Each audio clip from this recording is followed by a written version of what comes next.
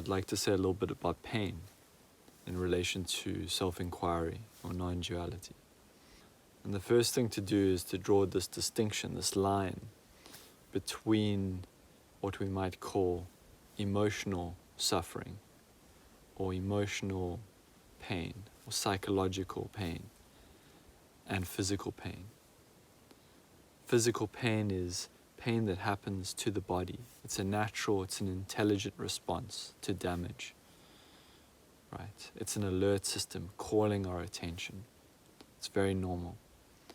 If I fall out of this tree behind me and break my arm, the pain there and even the resistance to it is this naturally, intelligently functioning expression on the dashboard of being, on the dashboard of our minds.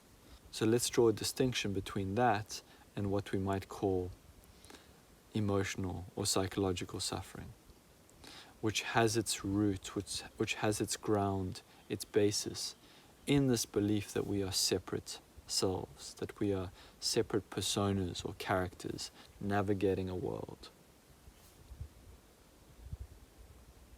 When it comes to self-inquiry in the non-dual perspective, we can't do anything about the physical pain, nor should we.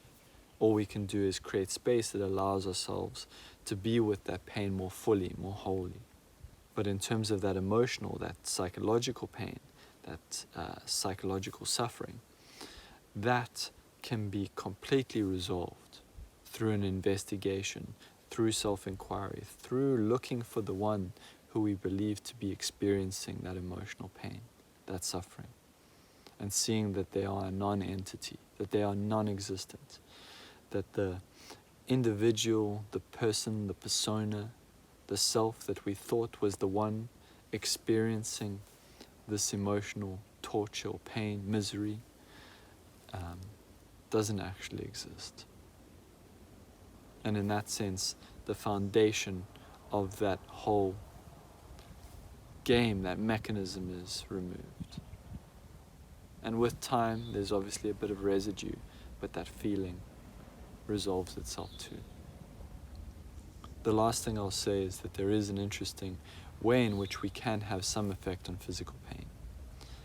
Some physical pain, like falling out of a tree, is a direct and natural and intelligent response of the body. But some of our physical pain comes from psychological suffering, right?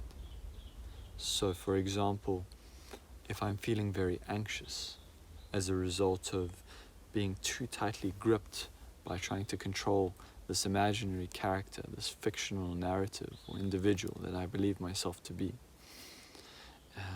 that can cause some social anxiety or more general anxiety, right? Wanting to be someone and control that someone. That anxiety may cause tension, may cause knots in the back of my neck, which lead to physical pain. And so by removing or by dissolving, softening, loosening the sense of a separate self who needs to manage their reputation in social situations, which is causing the anxiety, which is causing the suffering, the pain dissolves itself indirectly. So these are just some ways we can approach or engage with pain from a non-dual perspective.